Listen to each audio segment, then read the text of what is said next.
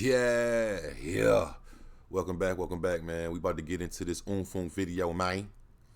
You seen the title. Shout out 1090 Jake. Let's do this. Yeah. Man, what's up, everybody? Welcome back to another episode of EOS. It's 1090 Jake, and I'm rocking with y'all rocking with me. And for this video, we're gonna be speaking on Unfoonk, the YSL member who snitched worse than Gunna. With the release of Gunna's new song addressing his snitching, a video went viral of the song killing the vibe of an entire club. Dirk called him a rat while speaking with academics, Boosie called him a rat while speaking with Vlad, and it's uncertain who actually within hip-hop is willing to stand next to him. But come to find out, there's someone within the YSL indictment that not only snitched worse than Gunna, he full-on betrayed his own blood brother, Young Thug. 34-year-old Quantavious Greer, who raps by the name Unfoonk, has recently been exposed for snitching worse than Gunna in another case of selective politicking. One of 28 men indicted in the YSL case, Unfoonk also took a plea deal which spared him a prison sentence and ultimately set him free on probation. Charged with conspiracy to violate the RICO Act and theft by receiving a stolen firearm, Unfoonk would receive a 12-year prison sentence with 2 years credited as time served, while the remaining 10 years was to be served on probation. He'd be required to perform 750 hours of community service, stay away from firearms, and commit no criminal acts. But in return, he'd admit to a long list of questions specifically designed to convict those higher up in the YSL food chain, such as his own brother, Young Thug. As part of the special conditions of his sentencing, Unfoonk agreed to testify that YSL is a gang. He'd admit to being a member of the Goodfellas gang and becoming associated with YSL in 2019.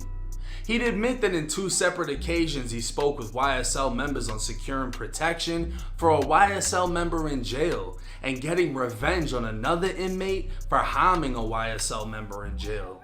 He'd agree to testify discussing the use of a drone to fly cell phones into the jail and would acknowledge multiple gang identifiers of YSL to further confirm YSL is in fact a gang. He'd agree he has personal knowledge of members of YSL having committed criminal acts such as murder, robbery, etc., and understands that if he takes back anything he's admitted to testifying, his plea deal will be revoked. Not only would he sign his initials next to everything he agreed to, but court transcripts would also show he answered yes to every question inside of a courtroom and in front of a judge. With Unfoonk pleading out in December of 2022, he'd only last 5 months before violating his probation. He was pulled over by Atlanta police for the window tint on his Mercedes when they located a Glock handgun inside of the vehicle. Going in front of a judge, he was spared nothing as he was sentenced to serve the remaining 9 years in state prison. But prison was Unfoonk's second home, as he'd already spent much of his life in there and would have spent the remainder of his life sentence in prison if it wasn't for Young Thug. Back in 2007, Unfoonk arranged the robbery of 2 men who had cashed a $1,500 check. Having the victims unknowingly driven to him, he approached the vehicle in all black demanding the money. They gave it up as he and the co-defendant went in their pockets, and when they told the victims to walk away, one of the men threw his jacket at Unfoonk, who opened fire, shooting the man in the stomach and ultimately killing him. Unfoonk and his co-defendant would be indicted. Want to see me run to that mountain and back? You want to see me do it again? That's crazy. It even said on like, is he with the YSL symbols? It said blowing nose. It said snake blowing nose. What the fuck? Come on, bruh. Indicted by Fulton County in 2010 and months later sentenced to life in prison. But like, hold on, let me just pause that, yo. You gotta think about that shit, bro. Like, everybody like that took the plea. I'm pretty much everybody had to say the same shit. Like, I don't think, but I mean I don't know for sure, but I think So they all like you got to look at their paperwork to see who did it is crazier. You know what I'm saying? In an interview with Beehive Atlanta, Unfoonk would share the story of how back in 2017, he was sitting in a prison cell when he got a call from Young Thug on his cell phone. Now a superstar in the rap game, Thug would tell him his new lawyer was none other than Brian Steele, the most notorious hip-hop lawyer in Atlanta who's currently representing Thug in the YSL indictment.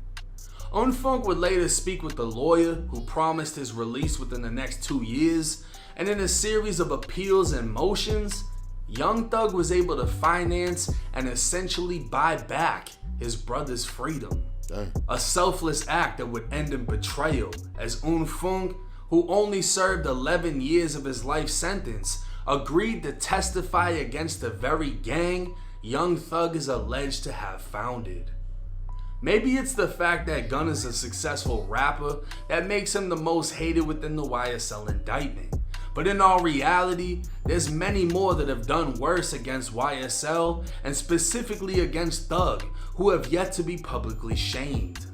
Unfoonk is now on his way back to prison, only to be reunited with his co-defendant who was never released and is still serving a life sentence for a murder he didn't commit because he didn't have a rich brother to pay for the lawyer. Wow.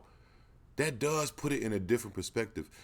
His co-defendant from the first murder charge, he wasn't even the one that shot dude. Unfoonk was. Unfoonk came home, caught all this new shit. Now he going back. And dude that was already still locked up for that, he wasn't even the hitman. He wasn't even the shooter. I know he like, man, you dumb as... I know he gonna look at Unfoonk like, you a dumb motherfucker, boy. Now everybody hates Gunna to the point that they don't even want to move around in the club to his music. Everybody just sits still and waits until the song gets turned off. I don't know anybody that wants to collab with Gunna. Some of the biggest names in hip-hop are speaking against him, but nobody is going against anybody else that cooperated in the case. Young Thug's own brother was serving a life sentence, and because Thug paid for the best lawyer in Atlanta, he got out.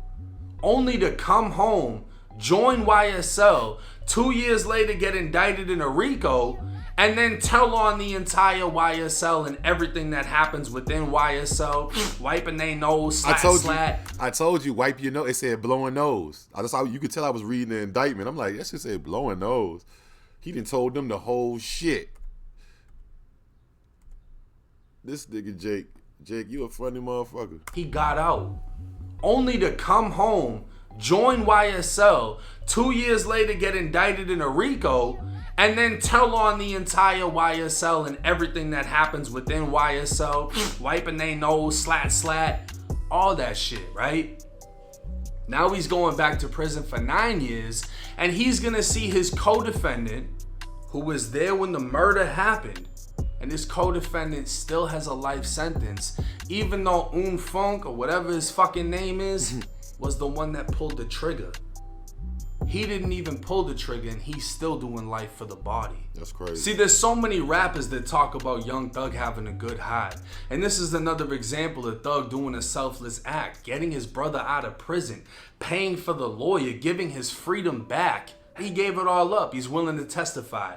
And the excuse is gonna be, I violated my plea. I got caught with a gun. I never actually testified, but you were willing to. So does that make him a rat? Damn. Because Gunna hasn't testified either, but he admitted to all the same shit. And furthermore, Unfoonk wouldn't have even had the opportunity to do any of this if Young Thug didn't buy his freedom, getting him out of prison, essentially giving him another chance at life. And even after, willing to testify, signs off on everything, yes ma'am's the judge to death, he only lasts 5 fucking months because he gets caught in a Mercedes tinted out with a Glock. It's almost like he didn't want to be free. He's been locked up since he was like 18, did 11 years, got out for 2 years, went right back. Now he's gone for another 9, probably be what, 40 something when he gets out. Probably won't even get out. Probably do some dumb shit just to stay in there. He seems to be more comfortable in there than out here. Right. Facts. But it just goes to show you, it's selective politicking. Everybody wants to hate Gunna, but isn't given the same energy to everybody else involved in the case. And maybe it's because of Gunna's success. Maybe it's because Gunna is attempting to revamp his career after getting out. But what is anyone else doing that's anything different? They just weren't on shit to begin with. Gunna's successful. Maybe that's the difference that's causing all the hate. But y'all let me know y'all thoughts and comments. Man. Oops. Damn, my bad, y'all. Hold on. Oh, boy. It ain't worth it, y'all. I'm gonna keep telling my niggas, man, get you some motion, get you something to do, bro. All that street shit is not the move, bro. You end up dead or in jail, literally, bro. And Gunna and him, all them niggas. Look, so y'all, what y'all think? Y'all think this nigga big? I mean, damn. Y'all let me know what y'all think. Like I was gonna do. Oh.